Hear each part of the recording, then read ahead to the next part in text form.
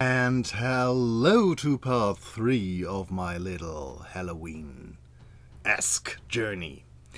And today our focus will be our Plague Doctor lamp.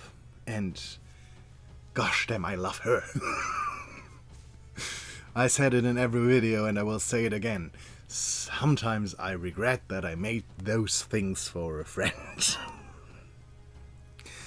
Maybe I have to do them for me, myself again. Me, myself again.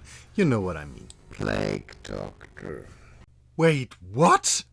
I'm now at the end of cutting this video. And I just wanted to look if you can hear my voice with the music underneath. And the thing that you just heard happened. I have no idea where it came from. But just to show it again. Maybe I have to do them for me, myself again. Me, myself again. You know what I mean. Plague Doctor. Started her life. Originally I wanted to say our Plague Doctor. And I did say that when I did the recording, but it's interesting what my PC made of it. Plague Doctor. Yeah, just wanted to tune in and talk about that for a second. Bye. Started her life as simple coat hangers.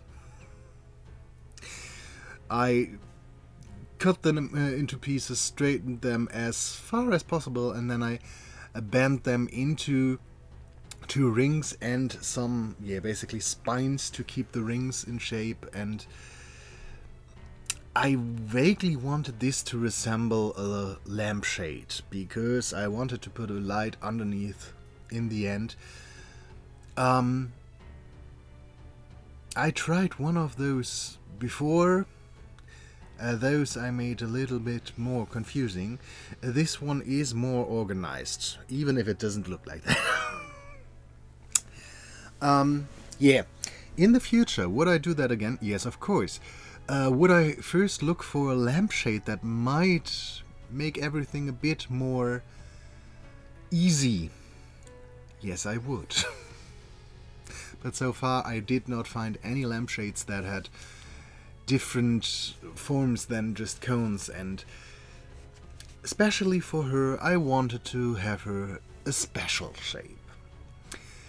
And after all of the wires were put into place, I then took out some satin ribbon, wrapped it around and stitched it very loosely in place.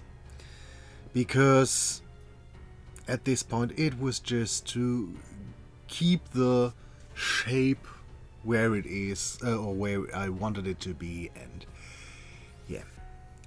so this was the basic construct. It was annoying, but important. After I did step my times multiple times, this was the result of the, let's say, cage crinoline lampshade thing. And from here on out it was time to sculpt. First of all, of course, our girl needed some arms. That is what I did. I gave her some wire arms and then I bulked her up slightly with aluminium foil. I wanted her proportions to be completely unrealistic and out of hand, basically slightly cartoonish. So yes, she will get an elongated torso. Yes, she will get a very, very, very, very, very slim waist. And I did decide, because I wanted her to have a slightly revealing dress, to sculpt her some boobs. In the end design, I think it worked quite well. The basic idea is baffling me as well, so you're not alone on that. I used some air dry clay for the sculpt, and I already tried to give her the shape that I wanted in the end, because when I cover her with fabric later, I want to follow the already given shape as closely as possible. It's not about giving her a new shape. When I sculpted her arms, I kept in mind that I still want to be able to bend her into a new position, and I just wanted to give her arms some bulk, that they are not completely thin and fragile. She already looks quite lanky and thin, what is desired because of plague and skeleton thingamajig stuff. You can guess what I want to say with that. But I don't want them to be as thin, and second of all, I wanted to enclose the ends of the wire so nothing will be poking someone if you pick her up. First I had to sculpt some hands, something I'm very bad at. I'm getting better with practice, but at the moment I'm still not as good, so I decided to give her hands that are more or less in those gloves that are more or less closed. And into one of her hands I wanted to give her the typical stuff that plague doctors had with them to basically inspect the plague victim. So that was the concept at this point.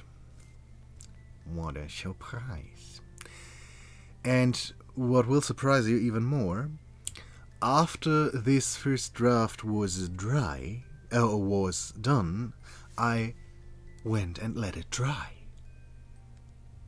Fascinating. For her face, hat, whatever, I went to the other table because I thought, first of all, you will be able to see it better, and second of all, I will be able to sculpt it better. And of course, the idea was to give her a plague doctor mask, or these masks that are synonymous with plague doctors, because those with the very large beak are fairly rare. Most of them had just a very straight, very strange beak. But instead of giving her a traditional plague doctor mask, I thought it would or could look cool if it's more of a bird skeleton hat. And I let you decide if her face is that of a bird skeleton or if there is something underneath. For me, she is a beautiful dead bird. At one point I did take out my phone and looked up some real bird skeleton hats, because it was a lot more tricky than I thought to sculpt that. Yeah. But in the end I think our result turned out quite nice.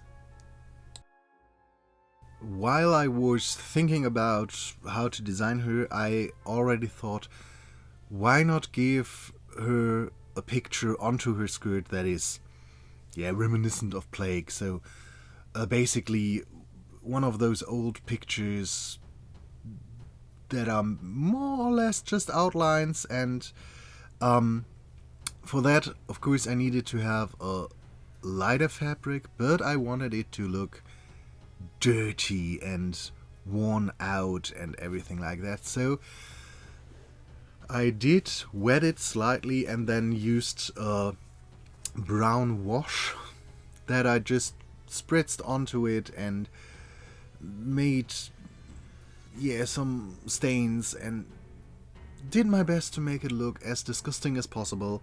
And then I ironed that to keep it in place, secure it where it is. I already had printed out a picture of the Danse Macabre at this moment, because Correct me if you feel otherwise, but I have the feeling that this picture is used quite often together with talking about the plague. Maybe it is because was done at the time, or I don't know. That is something I did not research. I just used it because for me it is a picture that I do associate quite a lot with the plague. And of course that was ironed on as well. And as soon as that was on there, I was able to get the paper off, and had a nice picture on my fabric without having to draw all of that. I first considered that. Not going to happen.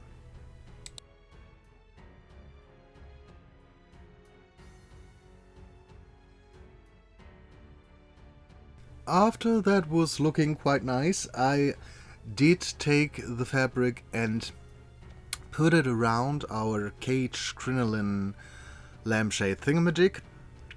Just to get a reference for the size, I pinned it down, and then I went to my sewing machine and made just a straight stitch. The top part I wanted together and everything would be nice, but I really wanted to have a straight edge where the two fabrics should be joined.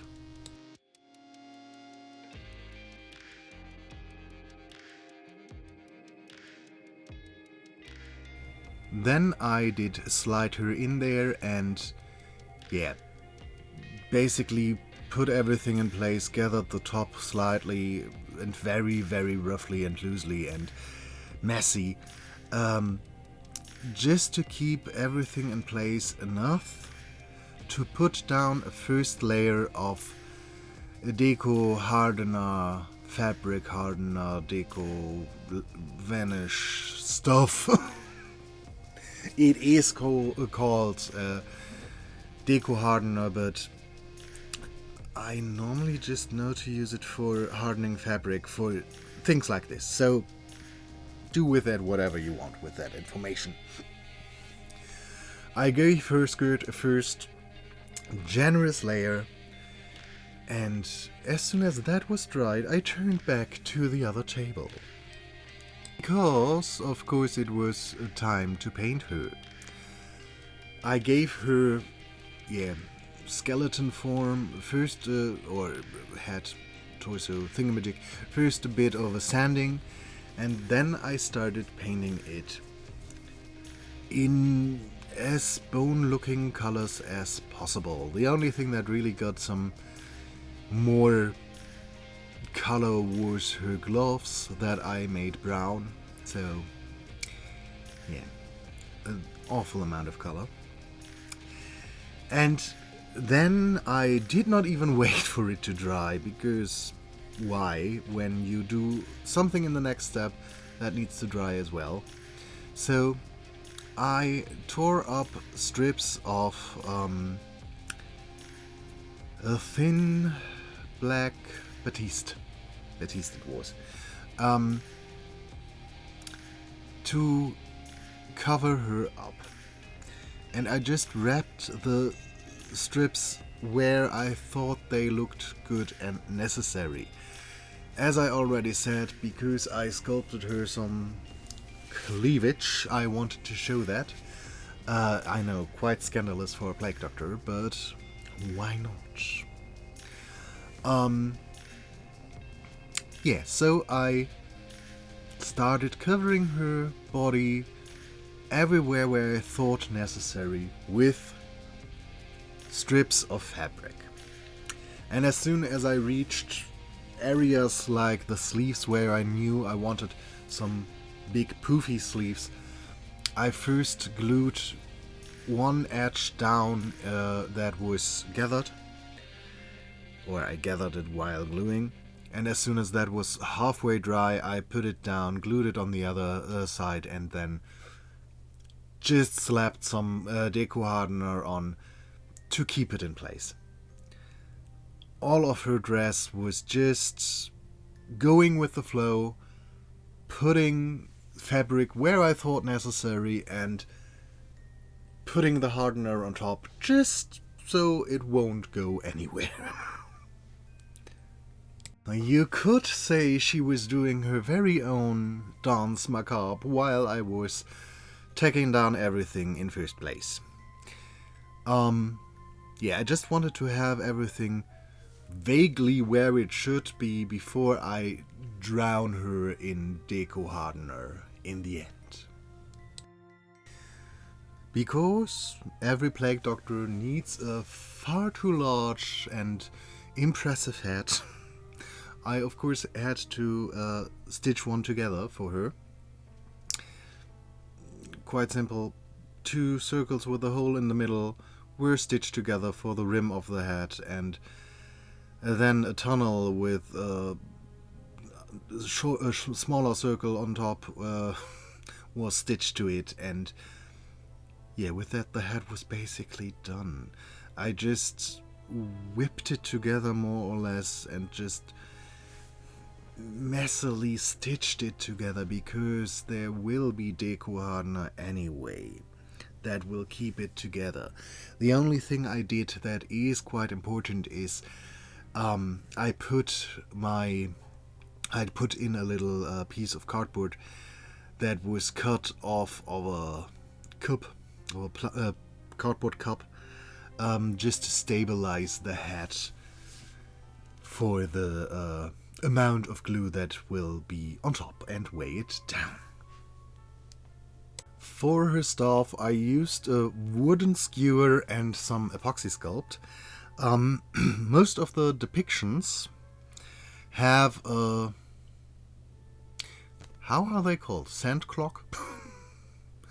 Those glasses where sand is in that you can measure time with. And this has wings. So I took out one of those beads that you found everywhere for some time, that are wings, that you normally use for those little fairy beach thingamajigs, and then sculpted the glasses of the sand clock thing. And yeah, just left that off the side to dry until it was hard. Back to our girl. She was getting her head. I glued it down with some normal glue, and then already started drowning it in the deco hardener. Then I gave her her stuff and everything, and made some last adjustments, some last details, like those 2 circles I cut out as, yeah, basically the 2 layers of those old cloaks, the coats. Do you know what I mean? You can see it on camera, you can see how it looks on her, so maybe you understand what I'm talking about. And as soon as all of that was in place, I did give her a final coat of paint, or in some areas a bit of dry brushing in white. And then she finally was drowned one last time in a thick layer of this deco hardener to keep everything on her glued in place and staying where it is, or where I want it, for eternity. And with that, she was done as well.